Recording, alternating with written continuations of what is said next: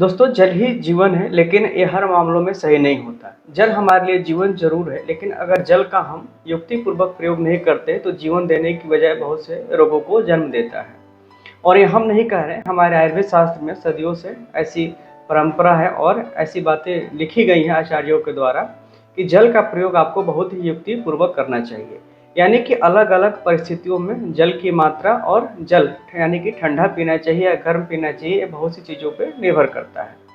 हमारे शरीर का लगभग 60 से 70% हिस्सा जो है जल से बना हुआ है। और जितने भी मेटाबॉलिक एक्टिविटीज़ होती हैं, यानी कि पाचन से रिलेटेड चीज़ें या सर्कुलेशन से रिलेटेड चीज़ें या जो हमारे शरीर में जो ब्लड है, उसका अधिकांश भाग जो है जल से ही बना हुआ है। तो ऐसे में जल की आवश्यकता लगभग हमारे सभी कामों में पड़ती है। लेकिन जल की कितनी आवश्यकता है, ये बहुत सी चीज़ों पर निर्भर करती है। जैसे कि किसी व्यक्ति की उम्र क्या है, उसको पहले से कोई बीमारी है या नहीं है, जहाँ पे वो व्यक्ति रहता है वहाँ का वातावरण कैसा है, यानी कि मौसम जो है वहाँ का ठंडा रहता है या मौसम वहाँ का गर्म रहता है, उनकी आहार विहार क्या है, दिनचर्या कैसी है और कौन सा मौसम है, इन सारी चीज़ों पर डिपेंड करता है कि किसी भी व्यक्ति को कितनी जल की आवश्यकता होती है। सामान्य रूप से देखा जाए तो एक सिद्धांत ऐसा बनाया गया है कि जो पुरुष होते हैं उनमें लगभग 8 गिलास पानी की आवश्यकता होती है। तो अगर 1 गिलास जल हम 200 ml का माने तो लगभग 1 लीटर 600 ml यानी कि 1.5 लीटर के आसपास जो एक सामान्य व्यक्ति को जल की आवश्यकता होती है। लेकिन अगर मौसम ठंडी का है तो उसमें इससे कम पानी की आवश्यकता होती है। और अगर मौसम गर्मी का है, यानी कि जब पसीना ज़्यादा हो रहा है, तो उस समय में ज़्यादा जल की आवश्यकता होती है। तो अगर औसतन हम बात करें तो एक व्यक्ति को 1.5 से 2 लीटर की आवश्यकता होती है सामान्य दिनों में। लेकिन अलग अलग बीमारी के हिसाब से इस जल की मात्रा जो है घटती बढ़ती रहती है। यानी कि हमको प्रतिदिन कितना जल लेना चाहिए, ये बहुत सी चीज़ों पे डिपेंड करता है। तो जहाँ तक हम आयुर्वेद की बात करते हैं तो आयुर्वेद में जो है जल पीने के बहुत सारे नियम बताए गए हैं। तो इस पर ऑलरेडी हमने बहुत सारी वीडियोज बना भी रखी है कि किसी व्यक्ति को किस अवस्था में जल पीना चाहिए और कौन सा जल पीना चाहिए। यानी कि जैसे कि उदाहरण के तौर पर हम बात करें, अगर आपको बुखार है तो बुखार के दिनों में आपको जल की मात्रा कम पीनी चाहिए। और आपके देह में स्वेलिंग हो रही हो, यानी कि सूजन हो, तो भी आपको जल की मात्रा कम पीनी चाहिए। आपको हृदय संबंधी रोग हो तो भी आपको पानी की मात्रा कम लेनी चाहिए। अगर आपको किडनी संबंधी समस्या है तो आपको पानी की मात्रा कम लेनी चाहिए। लेकिन कई बार किडनी की कुछ समस्याएं ऐसी होती है जैसे कि किडनी का स्टोन हुआ, तो रीनल स्टोन में ज़्यादा पानी पीने की सलाह दी जाती है। और रीनल स्टोन में इसलिए ज़्यादा की सलाह दी जाती है कि हमारा यूरिन जो है कंसनट्रेटेड ना हो।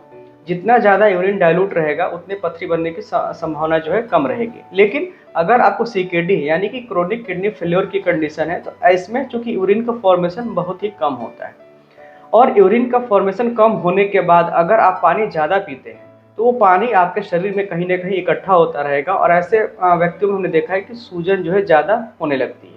तो अगर आपको सीकेडी या सीआरएफ है, यानी कि क्रोनिक किडनी फेल्योर के आप पेशेंट हैं, तो आपको जल की मात्रा कम पीनी चाहिए।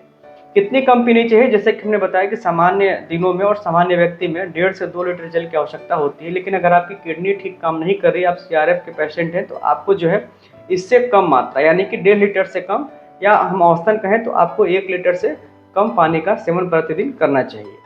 तो जो 1 लीटर की मात्रा हम लोग निर्धारित करते हैं तो इसमें सारी आपकी लिक्विड डाइट्स भी शामिल होती हैं इसमें। यानी कि अगर आप दूध ले रहे हैं, कोई जूस ले रहे हैं, या कोई भी लिक्विड डाइट ले रहे हैं, तो सब मात्रा इसमें शामिल होती है। यानी कि सब मिलाकर आपका 1 से 1.5 लीटर ही होना चाहिए, इससे ज़्यादा नहीं होना चाहिए। किडनी का पेशेंट अक्सर देखा जाता है कि बहुत सारे सोशल मीडिया पे बहुत सारे विज्ञापन आते रहते हैं कि आप ज़्यादा पानी पीजिए, जल्दी किडनी आपकी सही हो जाएगी। तो इन सब चीज़ों से आपको बचना भी चाहिए, क्योंकि ज़्यादा पानी जो है आपके लिए नुकसानदेह होता है। एक तो आपकी किडनी पे खराब असर पड़ेगा, दूसरा अगर आप ऐसे ही अगर लगातार लंबे समय तक ज़्यादा पानी का सेवन करते हैं तो पानी जो है, जैसे कि मैंने बताया, कि इकट्ठा होता है बॉडी में। और जब शरीर में पानी की मात्रा जैसे जैसे ज़्यादा होने लगी, इसकी वजह से आपकी एक तो पैरों में सूजन आएगी, आँखों के आसपास सूजन आएगी। दूसरा, अगर ऐसे ही अगर बढ़ता रहा तो इसमें एक हृदय संबंधी रोग जो है, जिसको CHF या कंजेस्टिव कार्डियक फेल्योर बोला जाता है, तो उसकी भी संभावना धीरे धीरे बढ़ने लगती है। तो पानी की मात्रा आपको निश्चित रूप से ही नियंत्रित करनी चाहिए। साथ में ऐसे जो व्यक्ति हैं किडनी वाले, उनको नमक की मात्रा भी कम करनी चाहिए, क्योंकि नमक से बहुत से उसके दुष्प्रभाव देखने को मिलते हैं। पहला है कि अगर नमक आप ज़्यादा लेते हैं तो एक तो आपकी जो है ब्लड प्रेशर बढ़ने का रिस्क ज़्यादा रहता है, और नमक खुद में ही स्वेलिंग को बढ़ाता है। तो आपको पानी की मात्रा सीमित करनी चाहिए और नमक की मात्रा भी सीमित करनी चाहिए। तो निश्चित रूप से आज के इस वीडियो में आपको स्पष्ट हो गया है कि अगर आपको किडनी की संबंधी समस्या है तो आपको कितना जल लेना चाहिए। और ऐसे ढेर सारी हेल्थ रिलेटेड वीडियोज़ के लिए हमारे चैनल को सब्सक्राइब करना ना भूलिए, और सब्सक्राइब करने के बाद बेल बटन को जरूर प्रेस करिए, जिससे कि हर वीडियो का नोटिफिकेशन आपको समय से मिल सके।